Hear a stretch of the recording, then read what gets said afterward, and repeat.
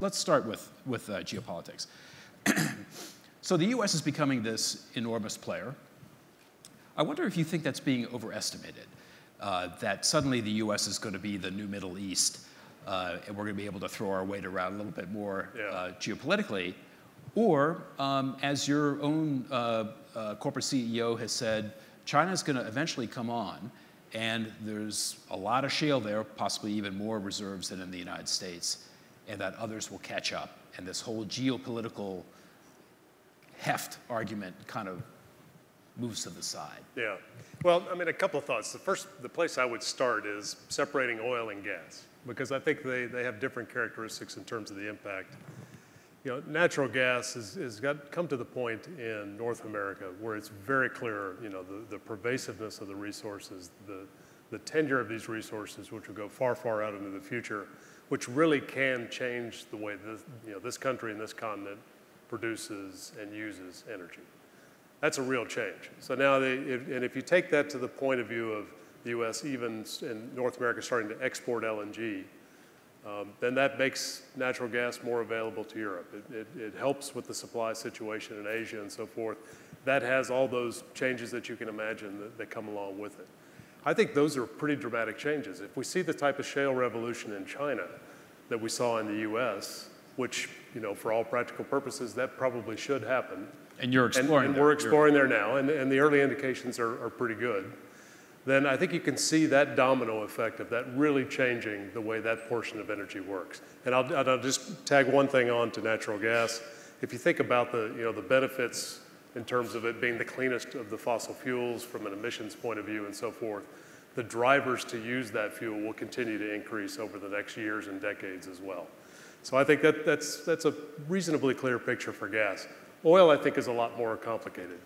So you asked if the whole situation is being overestimated. I think particularly from North America, the shale oil through fracture trading and so forth, I think that production has a lot more demonstration to do. It's clearly big. I mean, it's likely going to grow to 3 million barrels a day over the next period of time. But it's a very large, very linked global market. Even if we produce a tremendous amount of additional oil ourselves, we're still going to be linked to the global oil market. We're still going to care what happens in the Middle East. If not as much, or to the degree of imports for ourselves, we're going to care about what happens to the other countries that are dependent on that oil. China will become more dependent on that oil, most likely. So I think the interaction, the need to be tied to those geopolitical factors won't be a lot less strong than it is today. Yeah. So when you said that oil has more proving to do, what do you mean by that? Well, I just think it's earlier in the resource development. So if you'd asked me 3 years ago, I wouldn't have been as confident about where we are with natural gas as I am today. Right. Because these vast resources that we've all talked so much about, you actually have to drill these wells and you have to produce these resources for a number of years before you know what it's going to do over the next 20 or 30 years. So now we're making projections that say the U.S. has 100 years of supply of natural gas. And you can back that up with technology and scientific measurements and so forth. We're just not quite there yet on the oil side because we have a lot more work to do. Well, and let me add one more piece, John, because I think the other thing about oil that makes it more complicated is, oil has to be turned into something more usable, and that's more difficult to do than with natural gas. So it takes that refining capacity and so forth.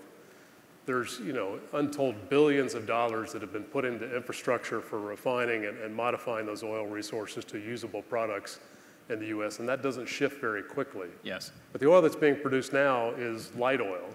There's a lot of that infrastructure that's not geared towards light oil. And I think the other dynamic that's going to be controversial, but it's going to be a big part of this story over the next decade or two, is do we continue to import the type of oil we need, and do we now actually export some of the oil that we have, but we don't have the facilities and the infrastructure to modify it the way we need to?